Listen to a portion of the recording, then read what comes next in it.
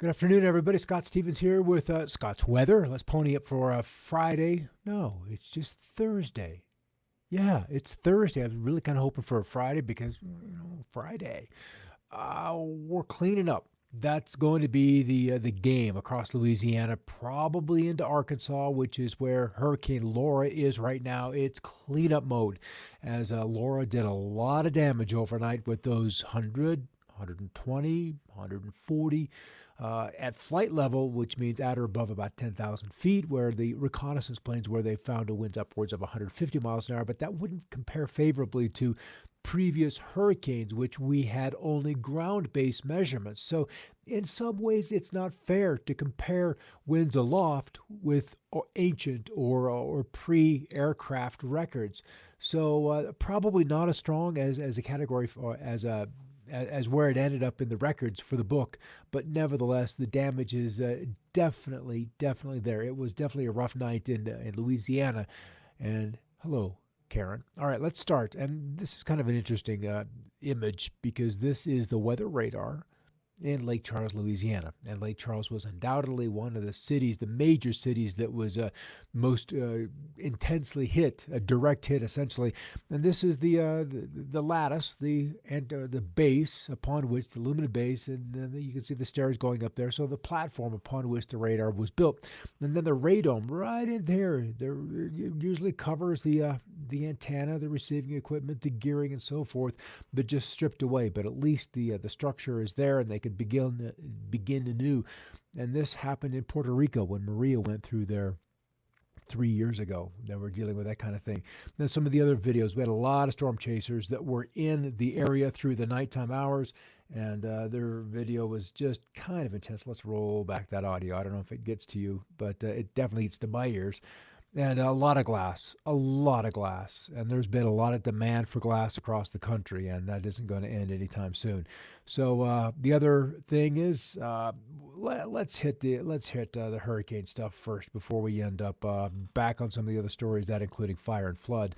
But the Atlantic's still a little bit active. We've got two other areas that are climatologically, meaning the peak of the season doesn't happen until September. So we got to look for these things to still roll off the African coast and then work their way across the Atlantic. But then this is what happened this morning after the roads were opened and the sun comes up and the EMS crews are ready to go.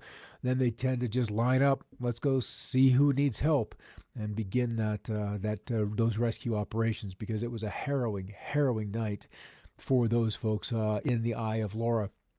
All right, and then one of the last images we have is of that eye as it rolled in and the sunset, and this would be the last visible picture shot until Laura came out this morning, and then just more and more damage, radio station towers, TV station towers, down, and then just the hotels and all the damage, the water damage. You just have to take these babies kind of back to the bone before you can begin to rebuild. You've got to do the cleanup. So the landfills are going to be full. And those crews, those dump truck crews, the garbage crews have got a couple of serious weeks ahead of them.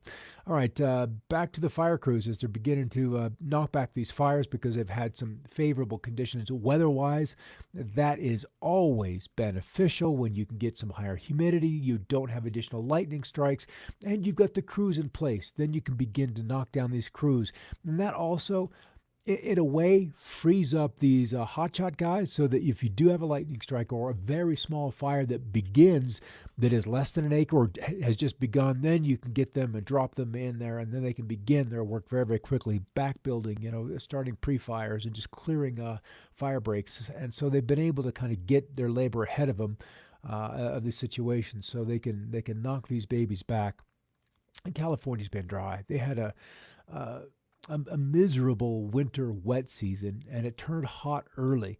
There were some farmers that really did not even, and ranchers that just did not even get much growth out of their pasture land. So it's been a rough season there, and let's hope that when the rains do begin in the next 2-3 months, that they begin gently. We can get the hillsides greened up before we get a 2, 3, 4, 5 inch rainfall, and then we have burn scars across those hills, and then we deal with the wash and the flooding from that kind of situation. And Humboldt County, certainly not let's say, immune to those kind of fires, but they had a big fire back in '03, and the redwoods are capable of surviving it. They're ancient trees, and they can deal with the burns. They've built up, I kind of want to say, the scar tissue to be able to handle it. So the big trees out there, yes, there were some stories around and about those, but they have this uncanny ability to handle fire. Their limbs are far enough off the ground that they're out of the reach of the flames, and the cones are even farther up yet. So they're in pretty good shape. Cal Fire Santa Cruz safety message. We cannot stress this enough. Trees are falling over through the lightning burn star complex. They've fallen on homes, cars, roads, and they just have to come in and then begin to inspect and then re-inspect, what's happening over there, because some of these roots and these clusters are still burning at the core. And then they roll down the trees, and then we have problems when we have timber rolling out and unexpectedly. All right, this is 10 strongest landfalling hurricanes in the continental United States, and we can see that the Labor Day storm back in 1935 was the biggest one. That was in the 9th month, or September, with landfall windfall at 185 miles an hour. Look at that pressure, 892 millibars. That is ridiculous, with Camille on its heels with a 900 central pressure. And then we come all the way down here to Laura at 938. So Laura is tied for 5th place, and probably a lower 5th place simply because of where its pressure standing. Even though we had landfall windfall at 150, we did not, at least in where I saw, get a direct measurement of that on the ground. That was inferred from aircraft above. Food security is kind of an issue. In China, this story, part of it is largely because of the flooding issues that they have had, where this is a mill, and this guy shared this video. And what was interesting about it is that when farmers bring in their wheat, they'll bring up the trucks and then take it to the flour mill. The flour mill processes it. The farmers get paid for the wheat that they have then delivered. But what this guy was noticing is typically there's 100 cars. There is a substantial number of farmers that have wheat that has come in from the field, and they're taking it to go get paid. But it's not happening this year. They're just not there. And this is a problem because it's now late August. There's no time to replant. China's weather is, they're a little farther south in the States, but not that much so. And both rice harvests, the ones they're planted in the southerly locations in March and April, then the May, June planting, and then the July planting, all of them impacted by this flooding. So they're missing their cereal grains. The nation was not and will not be able to feed itself. So this is one of the reasons why that we have seen them come back into the global marketplace, and they've secured a very, very large soybean purchase from the United States. They're going to have it. They're going to have this if they're going to be able to survive the winter. It's going to be a really rough go for the Chinese, and then those surrounding neighbors, because we're going to have... let's just say they're going to go scavenging for food. They're going to look at North Korea, which has already had a call for dogs. They're that hungry. It's just August, and they've been dealing with floods. It's just August. All right, talk about floods. Let's get back home a little bit. Louisiana, and we've got this big gap over here where we don't have reporting stations up in here as well. And these are precip since midnight their local time. This is the amount of rainfall. I've got to recycle this on through here so we update the data, because if I'm not on the tab, it won't refresh. But Alexandria with the better part of 6 inches worth of rain. The Lake Charles 2 1/3, and I can promise you so much of that rain fell sideways, didn't fall into the buckets. So a lot of it missing those openings on those rain gauges. And then look at this, how quickly this dropped off as we got to Port Arthur, and then nothing in and around the Houston area. So there's a very, very tight gradient with the precipitation as it worked off to the west. Much more rainfall falling into the east, because that was the part of the storm that was beginning to be, that was being drawn into Laura. So we had those waves of thunderstorms still progressing north through Mississippi, but now the storm is up in Arkansas with Little Rock. Let's kind of zoom on in here and see how many stations we can get reporting. So we're upwards of 4 1/4 inches. There's 4.5, 4.58 up towards Mayflower. So some pretty good totals. Has it been dry there? Kind of drier farther to the west. Let's come here to the drought monitor. So drier through Arkansas, through northwestern Mississippi and western Tennessee, but nothing that this storm can't satisfy.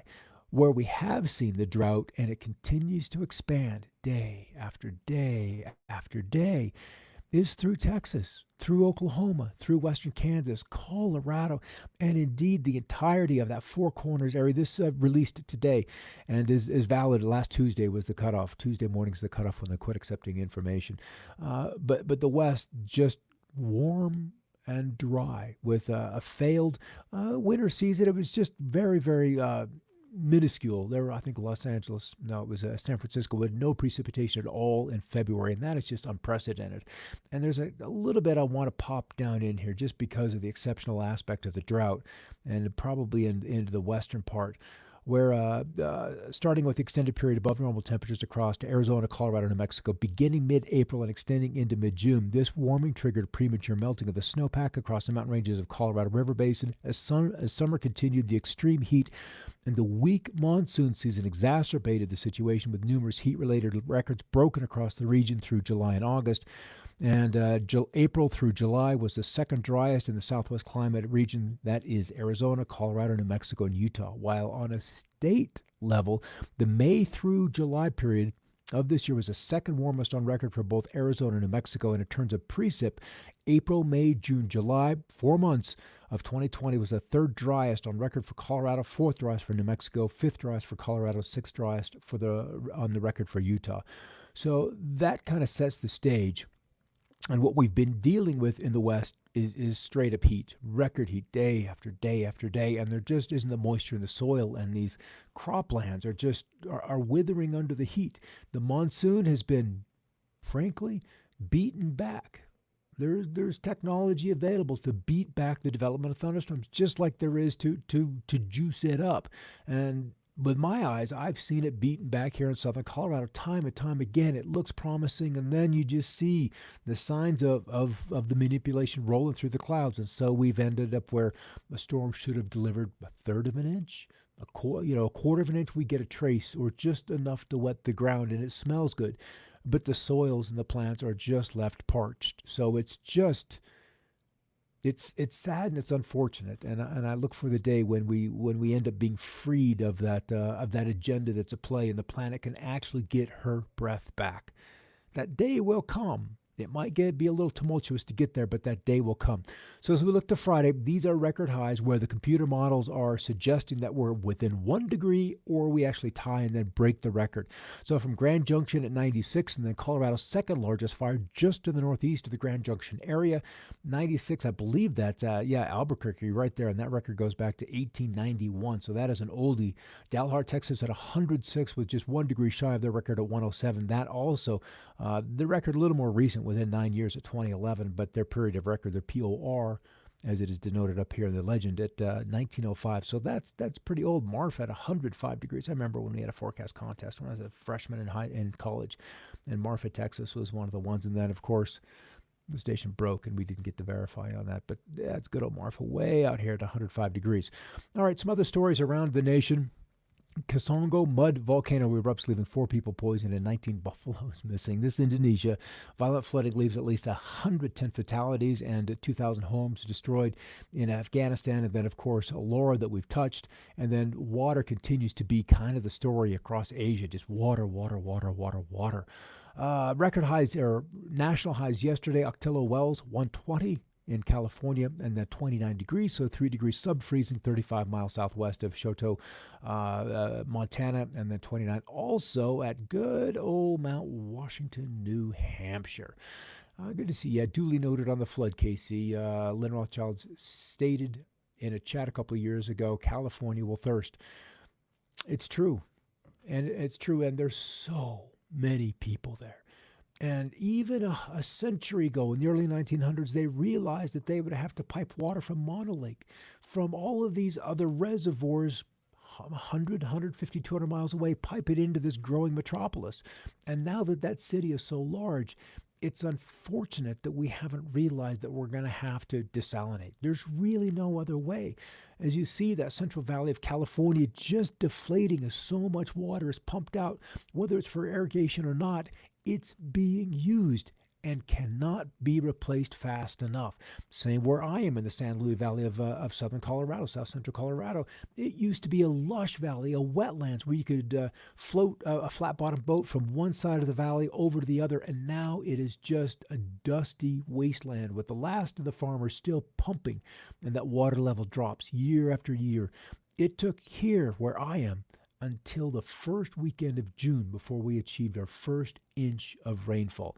And that is why southern Colorado is deep in this short and this long-term drought. We have got a lot to learn about how to manage and reuse and regenerate water. All right, let's hit the satellite nationwide, and we can easily see where we have Laura. It is a beast even still, circulating across the natural state, across Arkansas, circulating there. And here were these other bands of thunder showers that gave us that precipitation through Mississippi, Alabama. And we're going to watch this baby traverse the Ohio River Valley and then exit off to the east. Here's your smoke. Here's your smoke. All the way out through Northern California. And even in through here, I don't know, it depends on the resolution of your connection and how the data is leaving my desktop here. You can kind of see a bit of a haze here, and that is more of that smoke. All right, here's what I find with Laura. Look how fast these clouds are rolling in here. And yet above it, not at all. Not at all. So there is, in my eyes, a massive disconnect in the technology, the boundary layer between what's happening with the clouds down below and then what we see happening up above. And even these clouds here, just sort of floating above, not really connected, not really disturbed at all by what should be this massive funnel rotating. So there is absolutely some technology keeping this baby just juiced to no end. All right, one thing that has been helpful for the air quality out west is that we've got an offshore breeze. So the fires in Northern California on either side of the Central Valley, that smoke to the western part of the valley is now headed out to sea. So it's not being consumed breath by breath farther to the east. All right, temperatures across the states. Find your location, and there you are. 67 West Yellowstone, 78, that's probably Sun Valley, Idaho, 69 at Salmon, Idaho. Still a few hundreds as we go to Roswell, New Mexico, 111 at Phoenix, 106 in Tucson. And then where the rains are, we've got some 70s and lower 80s with incredibly high humidities across the southeast. One tornado watch. Actually, it would actually be a warning because it's denoted in red, as the center of this baby will likely will roll across Little Rock. Within the hour, within the 2 hours, it'll be across Little Rock and continue to lose an aspect of its identity. Certainly the intensity of the wind circulation will be wound down. Let's throw this into animation. There's still a little bit of the monsoon from Tucson, Phoenix, and then off across Denver, and then with typically what we've seen some strong thunderstorms in southeastern Louisiana this last week. And then another round of cool air working through the northeast, but they're so dry. They're one of the other spots that's really been impacted by this dry summer. And we got to get some rains in there, and that just doesn't really appear to be in the cards. All right, there's in the surface, we've got dew points in this darker green right there in the middle and upper 70s, so it is a sticky night. At least there's a bit of a breeze out there, for better or for worse, depends on how strong it is. But it's a sticky night, and then we just continue to be dry with north breezes through western Canada. And this is going to be kind of an important thing in the future. I'm going to run all this all the way back. Now, why I'm showing you this is a pressure map with the rainfall on top of it. And what's interesting is what's going to come. We can watch this because we're going to see. Look at that baby flash away. Here's our little Laura right there, and weakens, and it really doesn't have much of a signature at all once it gets to western Kentucky, across Louisville, and then it's just absorbed into everything else as it heads off the eastern seaboard. But as this cool air begins to roll across British Columbia in 2 days, so a nice potent cold front right through here. Sunday midday will have completely traversed Montana. Probably throw a few snow showers into higher parts of Yellowstone, followed by a few more afternoon snow showers in Yellowstone as we get to Monday afternoon. But then a much, much stronger cold front. The blue line here, if you can kind of see that there, will denote some very chilly air throughout much of New England, and then a much, much colder cold surge will push all the way along the Front Range and into Mexico as we get just past or through Labor Day week. So we've got some cold weather coming. One more last graphic, and we'll call that, actually, we'll do two because I can't help myself. And then let's pull the latest run, and I haven't even seen this, so I don't know what it's going to show.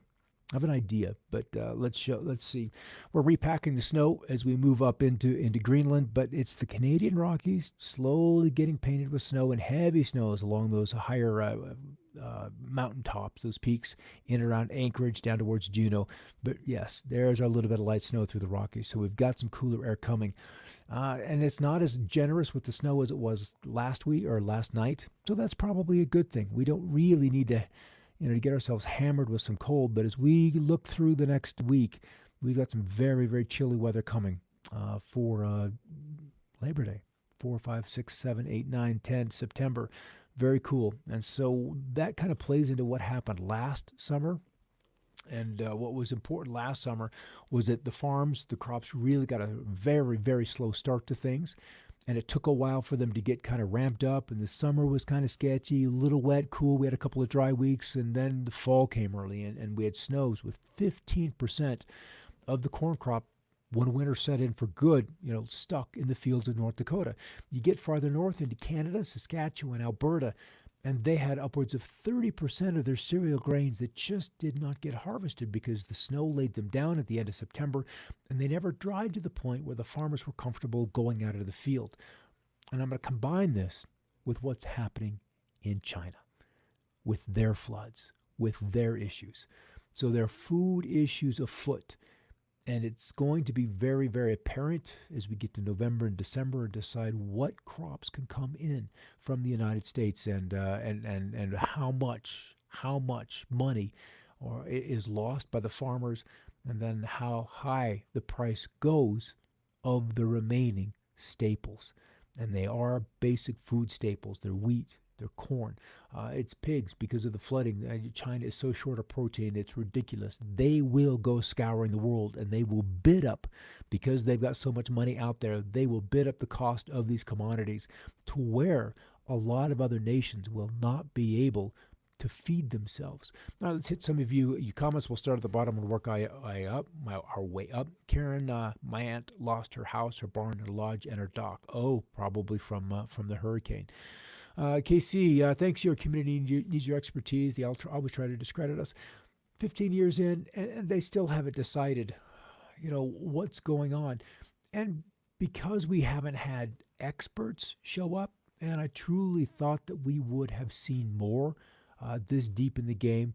And I'm probably due a show, one of these weather shows, to focus almost specifically on the trails and the evidence of some aspects of weather manipulation. And I think people give the trails a lot more credit than what they're due, because anybody that's going to be playing in the skies and has access and explicit permission because they're doing it has a lot of tools. They can hide it, they can disguise it, and they can always deny it, and the press will always be on their side because the press doesn't know what's going on. They're only told what to say. You realize how many, I hate to be cruel, but empty heads are out there, continuing these talking points, missing the logic of so many things. They're airheads. They're just airheads that are pretty and given a microphone. It's really, really kind of silly. All right, let's call that it for the weekend. And no, it's just Thursday. Why am I thinking it's Friday? All right, yeah, KC, I'm telling you, this food is big, and we have been given a gift. We've been given a gift with COVID so that we can prepare and we can realize that there are limits to what the government can do to us and for us. Both are true. And we really need to have that pantry full, because for whatever reason, if the ship stops, if, God forbid, the dam break in China, then it's game over for so many things.